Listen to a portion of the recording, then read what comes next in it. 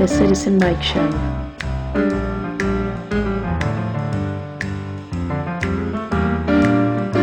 News. Commentary.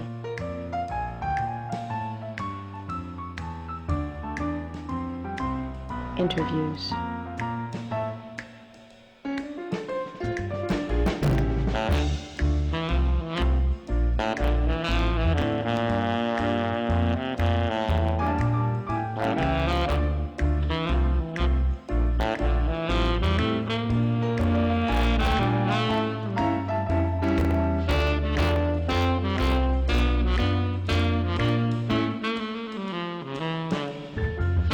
The Citizen Mike Show starts now. Hey, welcome to the Citizen Mike Show. Thanks for tuning in. We do appreciate it. My name is Mike Berdinsky. On my right, Chris Shortell, Republican Town Councilor, and a special guest in the studio tonight, Vinnie Testa. Just got reelected again to the Wallingford Town Council. Vin, thanks for coming back to the Citizen Mike Show. Always a pleasure, Mike. Yeah, let's go back and talk about the election on November 5. And we got a little chart that Bruce is going to put up on the screen to show how everyone turned out on the council race. And you can see a lot of red up there, obviously, towards the top with Christina Tata actually getting more votes than the mayor got. The mayor got roughly 7,270, and she ends up with almost 7,900.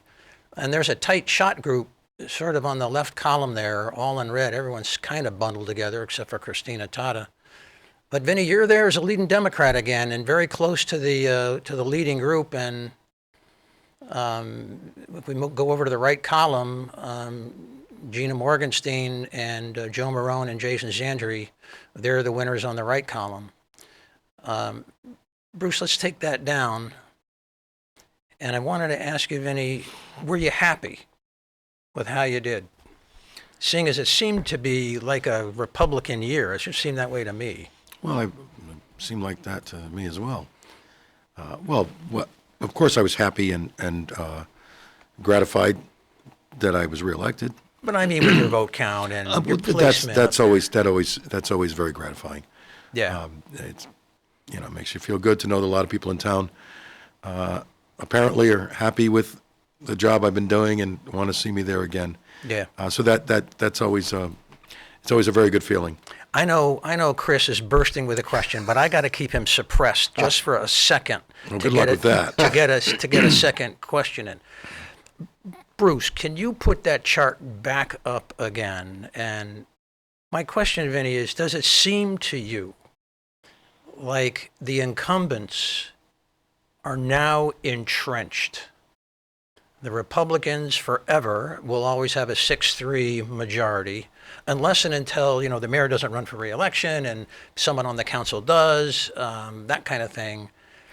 But does it seem that the incumbents now have it locked up forever and ever and ever indefinitely? No. Because? Not putting it as, as the way you put it, no.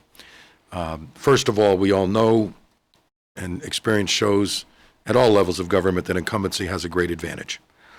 And that's understandable. The way you've said the Republicans have got it locked up forever and never and ever.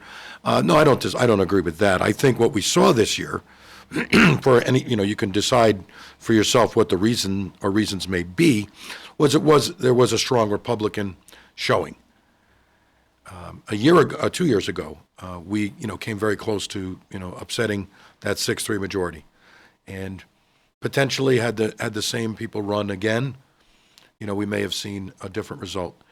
I think those Democrats that didn't make it were farther away this year than they were 2 years ago. And hence my descriptive term, entrenched. It just seemed like... Well, I think there's more distance now between Gina Morgenstein, who came in ninth, and the other candidates that did not win. Well, it's very difficult for somebody who's not there, or who's not as well known, to get the support. But this year, more so than I think 2 years ago, there seemed to be a somewhat of a coattail effect that we didn't see 2 years ago. Yeah, and that surprised me because 2 years ago Jared was a newcomer, and even though he seemed to do well this time as well, I'm not sure how you would explain the way it went. I do believe, this may seem ironic, but I think a concern that that the mayor had a good challenger brought out perhaps a lot more Republican voters than may have shown up had they thought he was a shoo-in.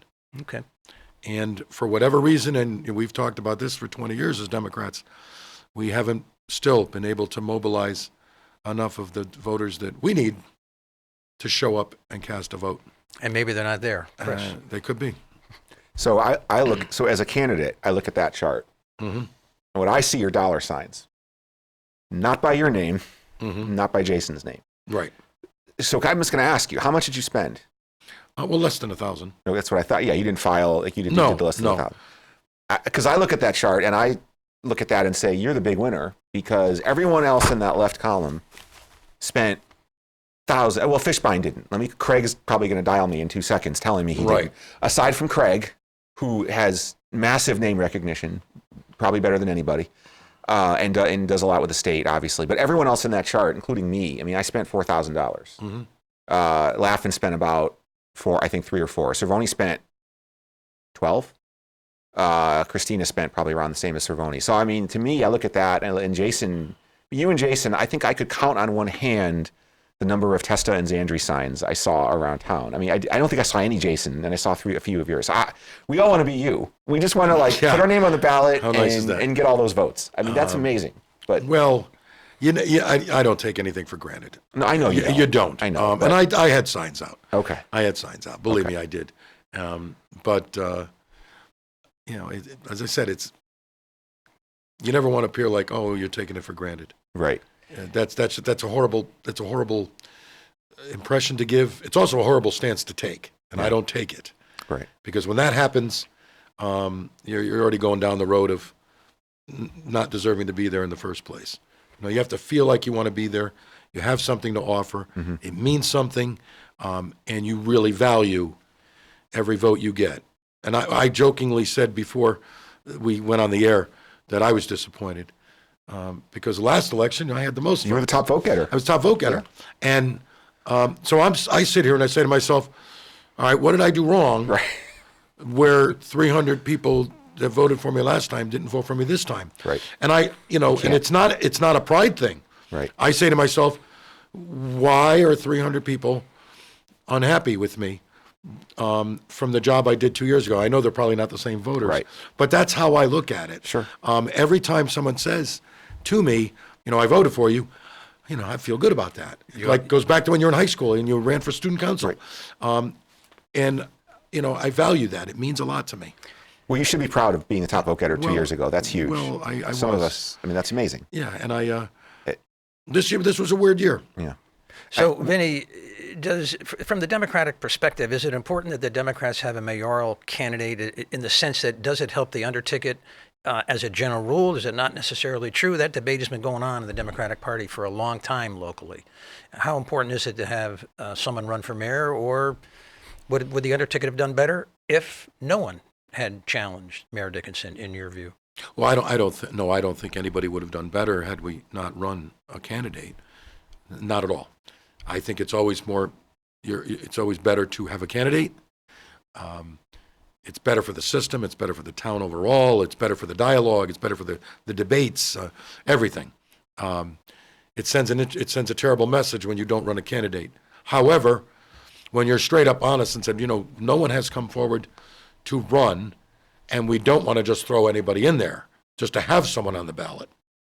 So you're in that middle ground there. But overall, I think you're stronger running a candidate as a party. I think it sends a disturbing message when you don't have a candidate running. So if Mayor Dickinson doesn't run again, will you? For mayor.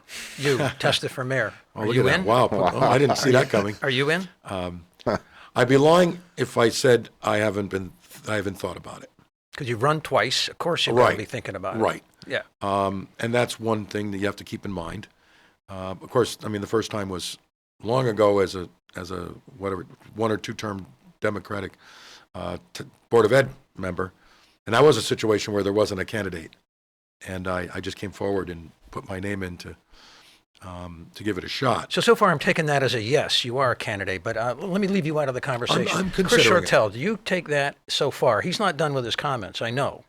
Do you take that as a yes, he will run for mayor as a Democratic candidate? I absolutely think Vinnie Testa will run for mayor. The minute Mayor Dickinson says, I'm done, I think that Councilor Testa will throw his name in the hat and fend off All right.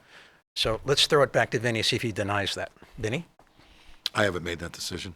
Not a no. But as I said to you, the last few elections, I haven't considered it.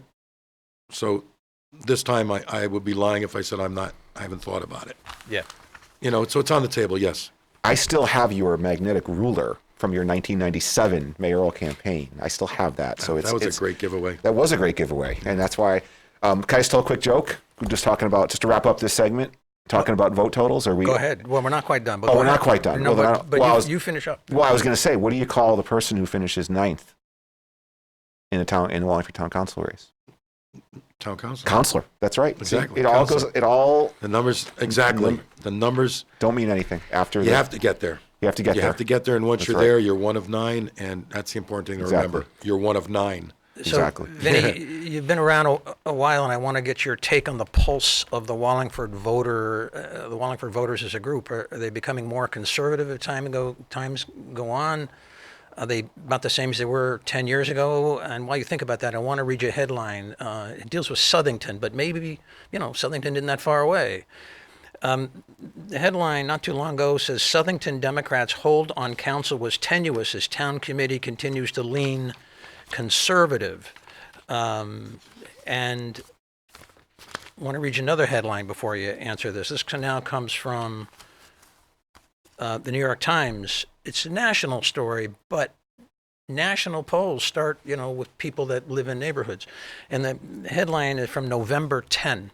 Democrats in battleground states prefer a moderate nominee, poll shows. And I'm going to ask you about moderate Democrats versus more left-leaning locally, but I got one more from the Hartford Courant. There's a story on the front page, and it talks about the debate within the Democratic Party. Should the moderates be in ascendancy or the more the left-leaning? And there's a quote from Barack Obama, who says, former President Barack Obama weighed in recently, urging the 2020 field to pay some attention to where voters actually are.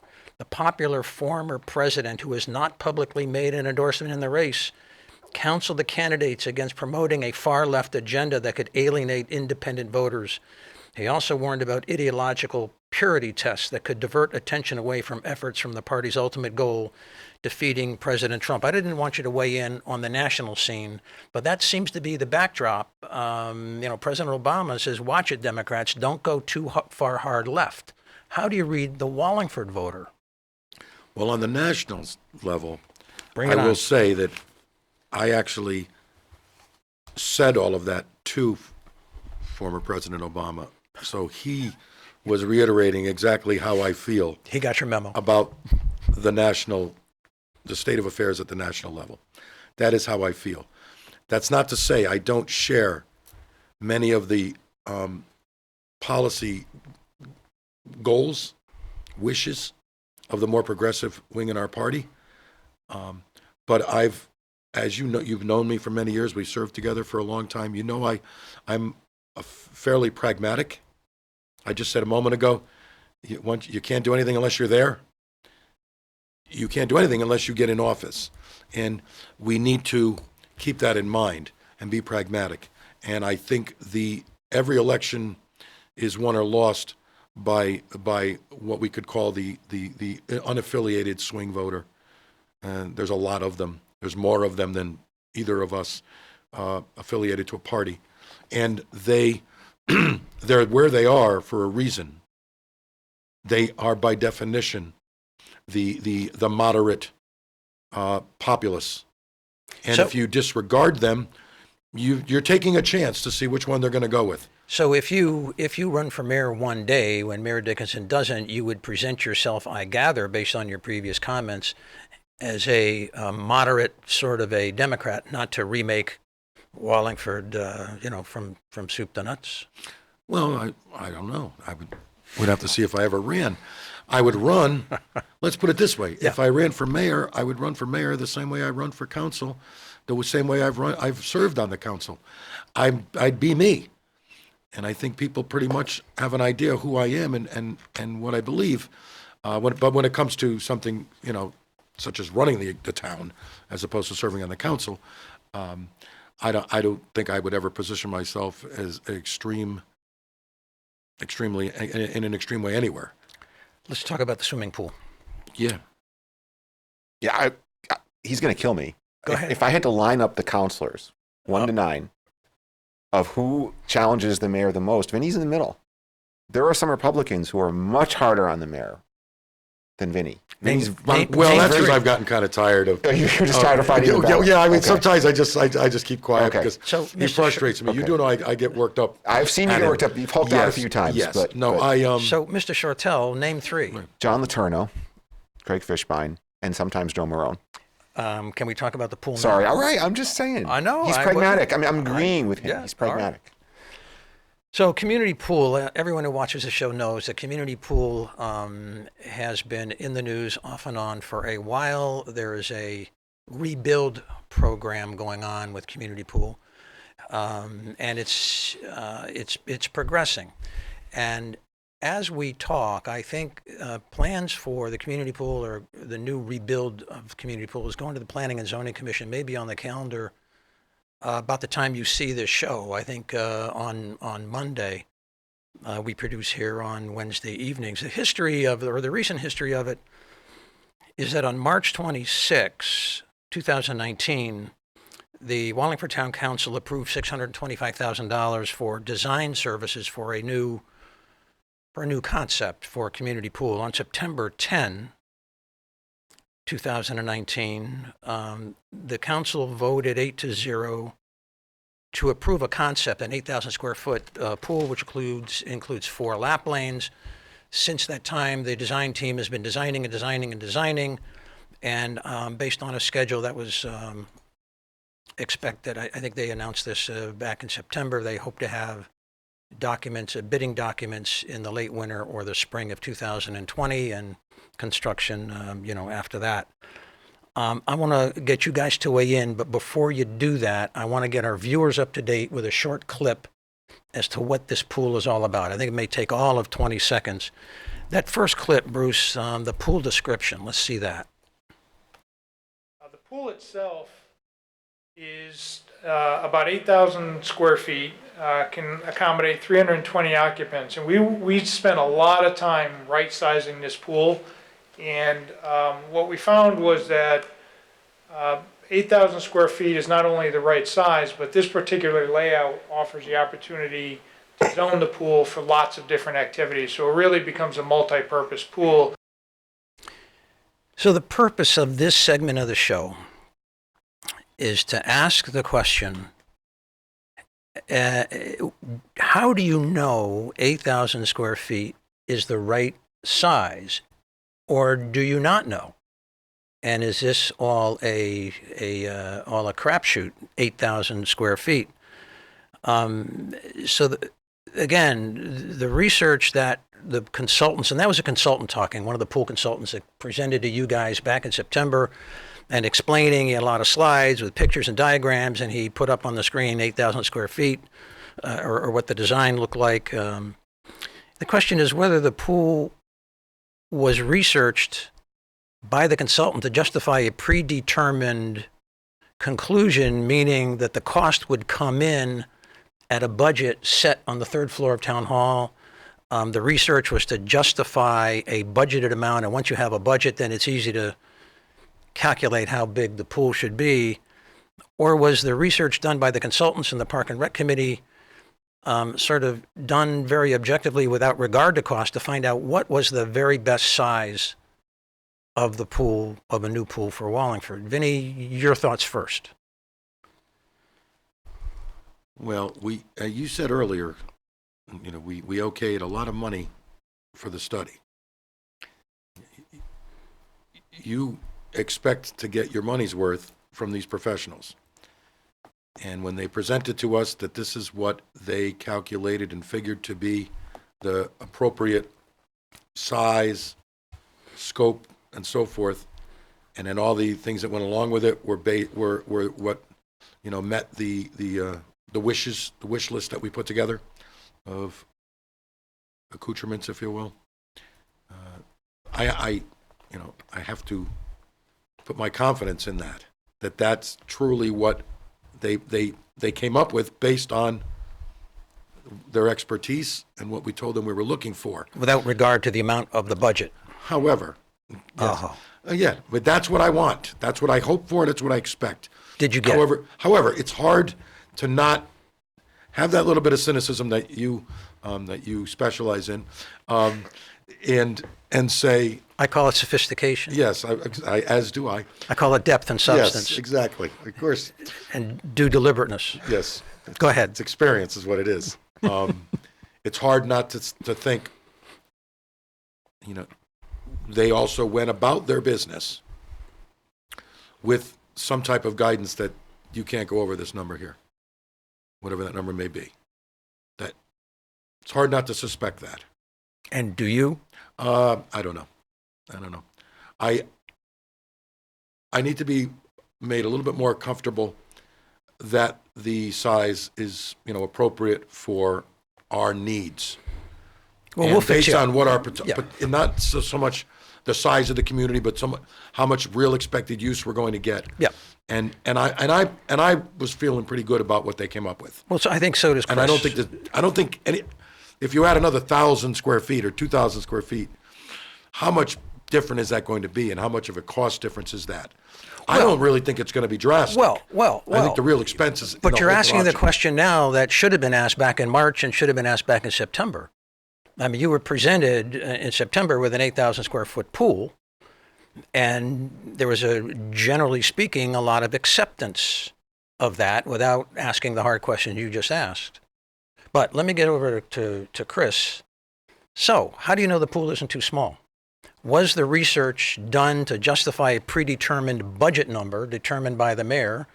Or do they go about the research purely with blinders on? Let's find the best size that suits Wallingford, and whatever the price is, it's going to be someone else's call. What's your view? I think that I don't know. Okay. And I think, to Councilor Testa's point, it may be fine. I think what they presented us with in September was a really nice plan for that property, in terms of splash pad, in terms of the pool, the slide, the volleyball. So it looked as a park, it looked really good, and I was less fixated than you. You want, Cape Cod Bay. You want what we have now, which they claimed. I do not, but go ahead. Claimed it was the largest pool in the Western Rhetorical Hemisphere. overreach is fair on this show, as claimed- long as you identify it as rhetorical overreach. Go ahead. They claimed, and you can correct me, they had some stat. It was that our pool was the largest public pool, like in the country or in the world. I mean, it was some stat. Yeah, but you're pivoting from the issue. Well, I'm not the pivoting. issue What I'm saying is is- 8,000 square feet. How do you know that isn't too small? I don't. Can I give you breaking news? Yeah. On the Citizen Mike Show? I don't know if you checked your email. So I went didn't. today Okay. to West Hartford. So they cited several pools Yeah. that are comparable. Two in West Hartford, Fern Ridge and Parkland, and then one in New Britain. I did not get to New Britain. I went to the two in West Hartford. I didn't tell anyone. I happened to be in the area. I was having lunch with some friends, and I figured I'll go. And I peeked through the fence. I had my camera, my phone. And I will admit, the reason why I'm hedging now versus when we talked about this a year ago is that looking at what I saw today, I'm a little concerned because those pools looked really small to me. They had nice lap pools, but the non-lap part, the design is not what you put on. It's not exactly the same design, but the non-lap part had zero depth entry, but they had great splash pads, but it looked pretty small. And so I'm count me as being a little bit more concerned than I was about the size. So You're edging over to my side of the discussion. I'm edging over, but I will say again, and I said this a year ago, we went to Disney 2 years ago, almost 3 years ago. Went to the Polynesian, and there's two pools, but I mean, the Polynesian pool isn't that big. And that's a resort where people use the pool. So I go back and forth with your point of view because I feel like, you want the Pacific Ocean there So, welcome to Citizen Mike Show. Let's do this, Bruce. We got the clip go. number 2. It isn't long. Let's see what they say about their research. This is the consultants again. This will be good. But we spent a lot of time talking about the pool size because we understand completely that going from 43,000 square feet to 8,000 square feet is a drastic change. And so we wanted to make sure we got it right, and we did a lot of research, benchmarking against other communities, not just locally, but one of our team members, Councilman Hunsacker, are a national aquatic design group. So they've got data from across the country on community pools, pool size, pool usage, operations. So he said they did a lot of research, and they had a consultant that did a national sort of a search. So I was very interested in all this research that they said they did on all this data that they said they had compiled. And I filed a Freedom of Information request against the Park and Recreation Commission, and I asked for all the records that they had that proved or that showed that an 8,000 square foot pool was the right size for Wallingford. Show me what you have. And they didn't have much in their file. They listed, they had a chart that listed some towns and the size of the pools in those towns. It wasn't exhaustive, by any stretch. There was no evidence of any data from other communities outside of the state of Connecticut. My conclusion, after looking over their chart, which showed the town and the pool and the size of the pool, is that of all the pools that they listed and all the towns, Wallingford is probably going to end up with the smallest pool in their chart for the town, the size or approximately the size of Wallingford, where we have only one swimming option. So sure, you can go to, let's say, West Hartford, and they have 4 pools. So let's look at a town the size of Wallingford or about the same size that has only one swimming option, no beach, no lake, no pond, just one pool. And their data demonstrates to me, but you guys, do whatever you want. It's a little bit late now in the game.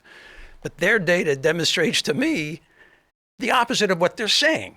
The data demonstrate we have the smallest, and it was the budget that drove it. And they were trotted out to justify and make you guys feel comfortable with 8,000 square feet.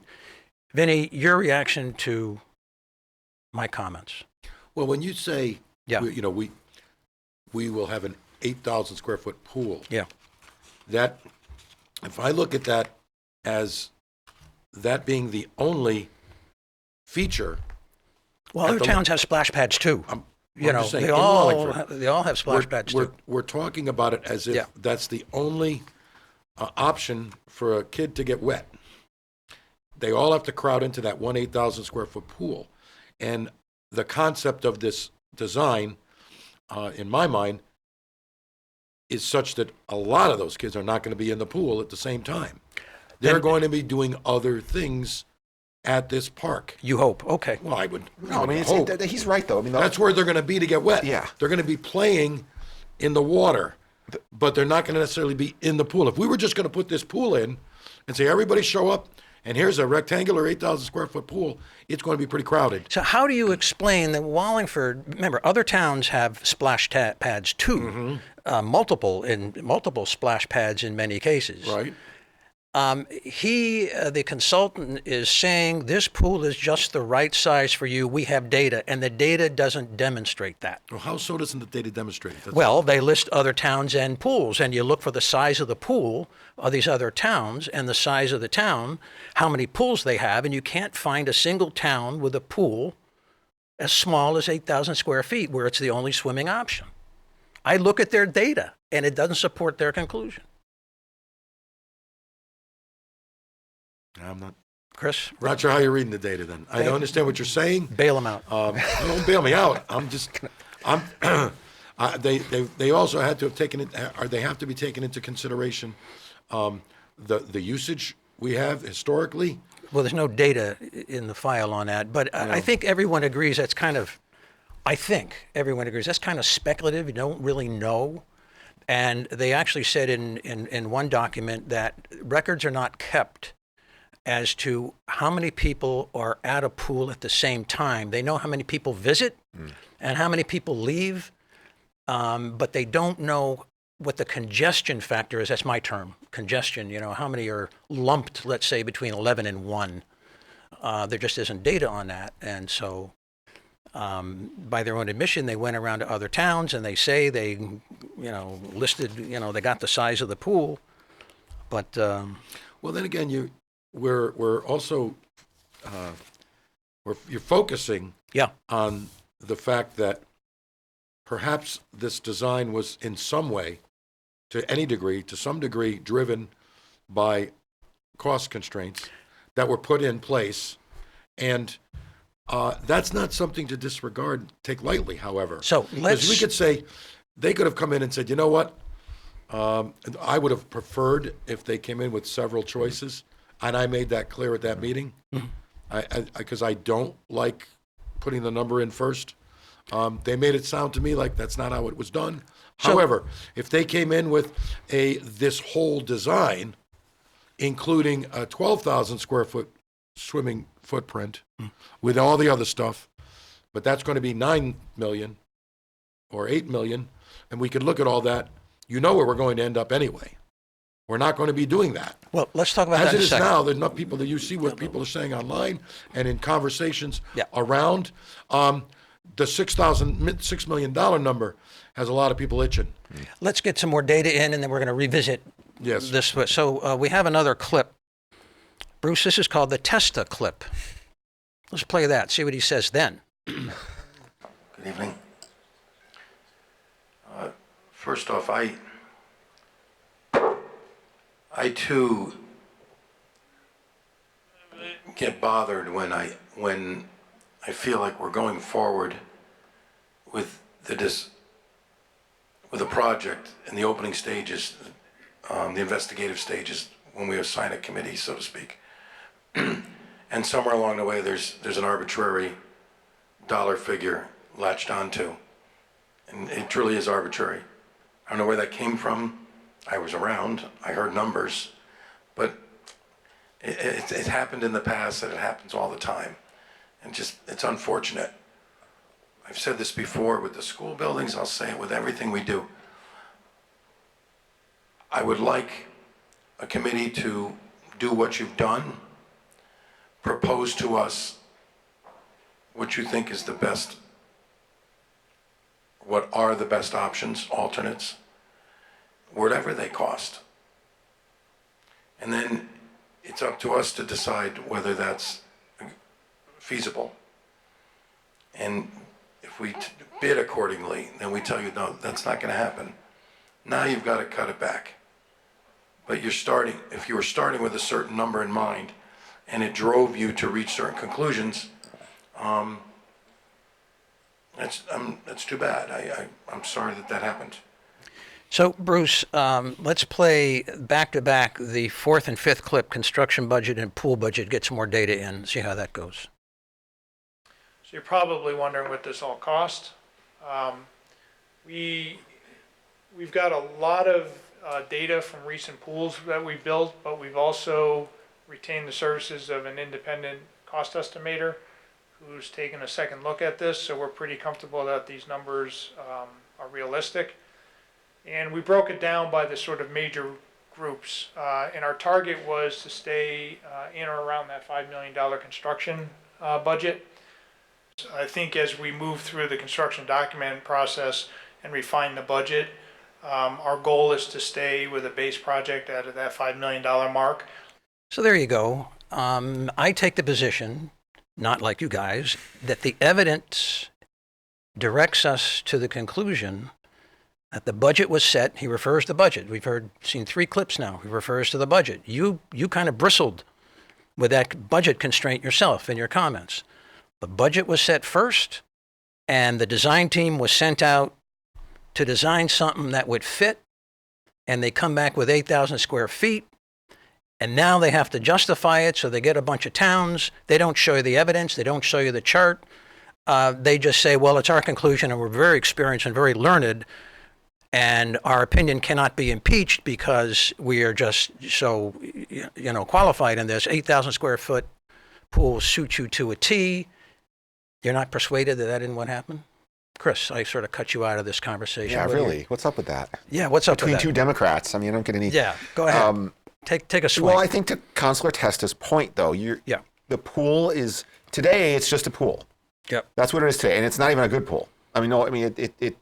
So the future state of that property is a pool and a sand volleyball court, and a splash pad and something else, and it's. So you have to look. It's not apples to apples, and I think that's you can't lose sight of that. And I'm not saying you're wrong that 8,000 square feet could be too small. And I'm not saying you're wrong that there was a number. I mean, there was that number. I know where the number came from. We were at a meeting 2 years ago when they presented a design that was much bigger, and they claimed they could build it for 6,000. And I think I don't know. I forget. 6 million. Yeah. 6 million. Sorry. No, I do 6 that million. all the time. Yeah. Yeah. And I remember we were all like, "Wow, you can build this for 6 million." And I think I was quoted as saying, "I'm all in," which was great for a Republican to say to a project like that. But then they came back and they were like, well, we got bad information. We can't build that for 6 million. But I think that's where the 6 million came from. Well, that isn't where the 6 million came It's from. not? He's talking about a budget that was set. He's mentioned it a number of times. A budget that was set, and you guys didn't vote on it, and there wasn't any consensus. If there was, there would have been a vote about the budget. And if a Park and Rec Commission gleans from casual comments, which was never the subject of a vote, casual comments on the council or from individual councilors, that they are going to send out a design team after committing to 625,000 and set a budget based on something you said and something that maybe Laffin said, and that's it. They should be fired. That isn't how you set budgets. Budgets should be set somewhere with some formality, and everyone knows they're actually setting a budget and a limit. But let's ask this question of Craig Fishbein. That's the last clip, because he asked this. So we got one last clip. And before you started, Bruce, Fishbein asked, where did this budget come from? Listen carefully to the first 20 seconds before they start scapegoating and blaming the prior architect. Listen carefully to the first 20 seconds before he comes up with a ridiculous conclusion, in my view, that you guys bantered about it at a council meeting and the number stuck. And that's why we are where we are. But listen to the first 20 seconds. Let's go. 3, 2, 1, hit it. I just never saw it done that way. Okay, that's cool. Okay. So, Mike, you had mentioned budget constraints. Who gave you budget constraints? Well, we've had a number of meetings with the mayor, and we were talking about trying to keep this in a certain realm. And I think even at one of our meetings with you guys, we got an indication of where you were on the pricing. And when we came to you originally with the first presentation, we were told we could build this thing lock, stock, and barrel for $5 million. And I think that's what we talked about when we first came out here. So that number kept coming back. And, well, that number wasn't realistic. And it's funny because the person who gave us, or the company that gave us a number, also came into the bidding process and said, can't do that pool for $5 million. So that's kind of where we were. So I think that $5 million number got out there and stuck with a lot of people. And so we're trying to stay as close to that as possible. Well, I can tell you that it didn't stick with me. Okay. And in fact, the last meeting that we had on this, my ask was that I had an array of things to do a la carte. From the pool to the splash pad to, the playground, all that stuff. So, hearing that, I know this body never voted on a $5 million cap or constraint. I think at one point there was talk about 9, which is perhaps too much. So that's what happened at September 9. Craig Fishbein asked, where did this budget constraint come from? And the first words out of his mouth, well, we had a meeting with the mayor, but then he pivots away real fast. That mean anything to you? Okay. I don't know. I don't know. The mayor. Okay. All right. I don't think it's a stretch to say that they were given pretty strict instructions from the administration to not go over that number. Yeah. But to Vinny's point earlier, I don't know that there's the will to do this for much more. Regardless of how we got to the number, you're looking at, let's just go over the phosphorus thing we're doing already. The police station's coming. So that's, no one's talking about it. The police station's coming.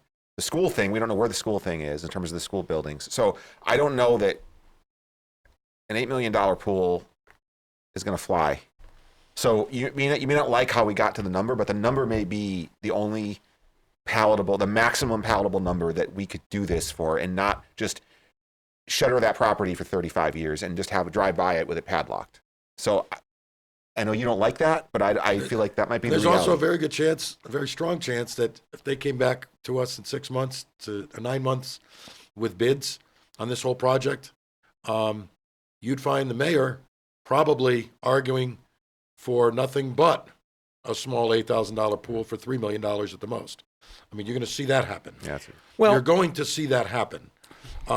My primary objective here is to try to see that whole park redevelopment come to fruition, because I saw so much that could be done there other than swimming. Yeah. I see it as a community park, and No one's debating, I don't no, think I'm just anyone is saying, debating. So I'm going to the- find myself in a yeah. position where I'm going to be advocating, more than likely. Well, you're past the point of no return. Let's well, do it. Well, for a number, You know, no, at the time we're going to have to look at where we are. Yeah. I may not be able to go for it either.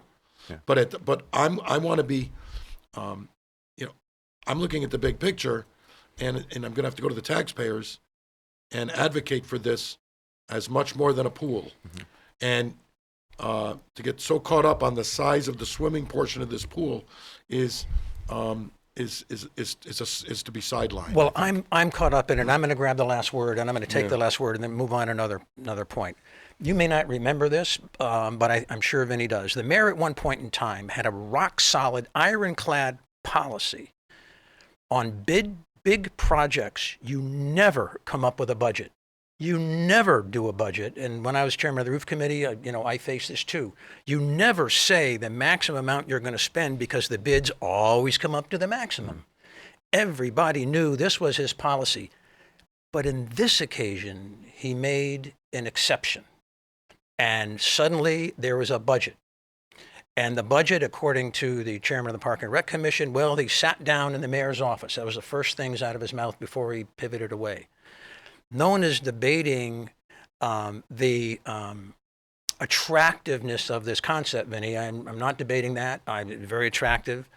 What I am saying, and then I'm going to move on and leave you guys hanging, I'm not so sure 8,000 square feet is the best size for Wallingford, and I'm not sure what another 500,000 would buy, another 750,000 would buy. I'm not sure.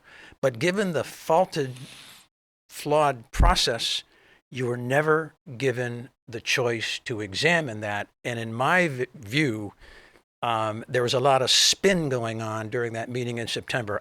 I now want to change the topic. Mm-hmm. Can I do that? It's your show. Southington okays a resolution opposing tolls.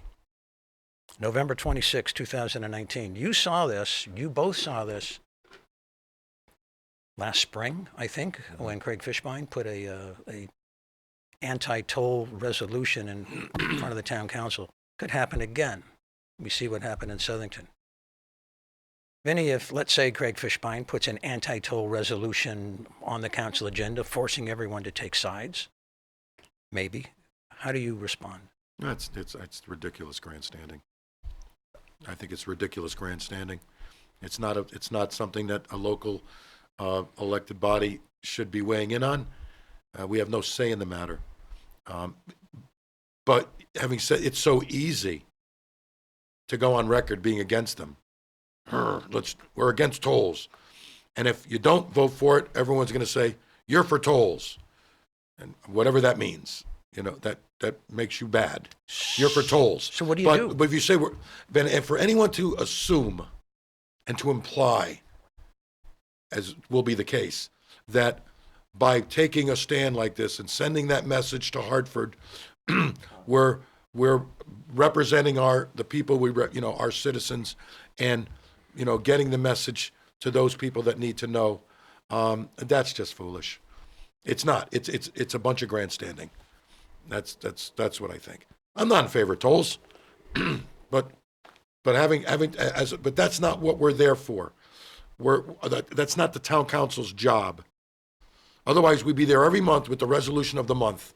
Let's do a resolution. Let's do a resolution of the month on Syria, because we should get that message to Washington. Because damn it, something's got to be done. That's where we would end up.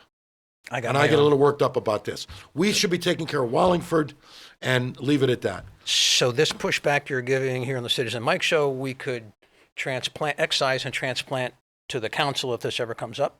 Sure. Got it. I'll fight against it there too. Good. But you're going to put me on the spot and make me vote on it? Chris. That's just wrong. Well, according to Craig Fishbein, I'm the only local Republican who voted no on any toll resolution. And I voted no for the exact same reasons. I voted no on the resolution. I was the only, because I voted no for the exact same reasons that Councilor Testa just articulated. And I apparently am the only one in the state who, I don't know who did. So I guess it's an answer to a trivia question. Well, when we talked about this, I think it was last spring or something, Ralph Tomaselli was sitting here, and I think my position was, if that toll resolution got on the agenda again, the way to fight it off is at the same night get a global warming climate change resolution and just spend the whole night if you want. Or if everyone thinks that's a waste of time, take them both off and don't get bogged down, which is your point. Once a month. Yeah, let's have a feeling of the council. That's right. Next month it's guns. Yep. And the month after that it's going to be on whatever. Everything. Social safety net programs. Right. Let's just do them all. Yep. So now we're running really short of time, but we had a spirited discussion, so that's all good. But we got to triage our minutes and seconds now. A mop up from a prior discussion we had as to whether teachers are spending money on school supplies. I put a post online on a parents type website to see if I could verify that claim that teachers are spending money on school supplies. I could not verify that claim, and there's been no further follow up. Vinnie, you work in the school system. What are you picking up on that? And this issue came up during because of a comment you made when the Board of Ed was in front of you guys to roll over its year-end surplus, and you made a comment that, hey, I'm uncomfortable the teachers are paying for school supplies. What's your view? What do you hear about teachers paying for stuff? I think it happens all the time. Do you? Why? Yeah. How come? Well, a lot of times it may just because you want something additional, and you've already used up the supplies budget you have, or you've already put in your request. I mean, we're all given an opportunity to put in a request and for all the things you might need. But a lot of teachers, they like to have their students to have folders. That may not be something that came in the regular budget. It wasn't something you thought about, and so they'll go to Staples and buy some folders, or buy little baskets to put folders in. And it's not unheard of for teachers to go and spend 10, 20, 30, 50 bucks of their money, more than one time a year perhaps, to get some things to enhance their own classroom or their own way of managing their students' work. And so it happens all the time. It's just something we do. Give us a judgment, your personal judgment, as to whether this is something that should be addressed, or just look the other way and let it go. Let them spend a few bucks. Well, I mean, if of course if you can address it. I'm not sure how you would. How you address it, you say, okay, listen, each school gets an allocation. Yeah, something like that. And that what they do now. They get an allocation. The principals are great about giving you things that you need. I don't have any personal experience with anybody needing something badly and not getting it. That's a different story. You know what I mean? I've never seen that happen. Maybe they had to wait a year or two to get something of import. But this idea of just picking up supplies, because this is how you want to manage your class. You want to have whatever grade level you're at. You want to have certain things. Okay. And these supply lists they give to parents at the lower levels, they try to accommodate all that. So my question, does each classroom have kind of an allowance or something that they can go to the principal and draw down and get a pile of folders? No, Is it's how not like works? that How does per it se. work? I don't know how every school does it. Everyone's different. Okay. Every school does it differently. We are given opportunities to put in supply requests, and we do that, and we send it in, and lo and behold, at the beginning of the year, a big box shows up, and there's our folders and our pencils and our markers, and if you need anything more than that, you put your request in at budget time, and we do that. We're doing that now. So every school is different, and I can't really say. And I say, no matter how much you make available, our teachers are so devoted, and I'm going to get on my soapbox. They're going to still do it because they're going to come up with things that they see that they'd like to have to enhance that experience for those kids. And you find students that are in need. Every year's different. You see a kid that is without for whatever reason. So, it's going to happen. Make a final word on that topic. I'm good. And we got like 1 minute each for the last one, a mop-up from a prior conversation, the old train station. What should be the future of the old train station? And it's not something gratuitous that we just thought up. It's actually in the plan of conservation development. Right. Not necessarily to do something, but to make a decision on whether or not to do anything different, to kind of put it off mark off the checkbox, where do you see that old train? What would you like to see done with that old train station in the next 5 to 10 years? Next 5 to 10 years, I'd like to see it be turned into sort of a central hub of activity. Whatever that activity might be, restaurant, Okay. Artist loft. I'm thinking more of, I'd love to see it like a miniature version of Quincy Market. You know what I mean? A little thing like that where it's maybe multiple kiosks for artists and food vendors. But we're not there yet because let's see what we can do with that area first.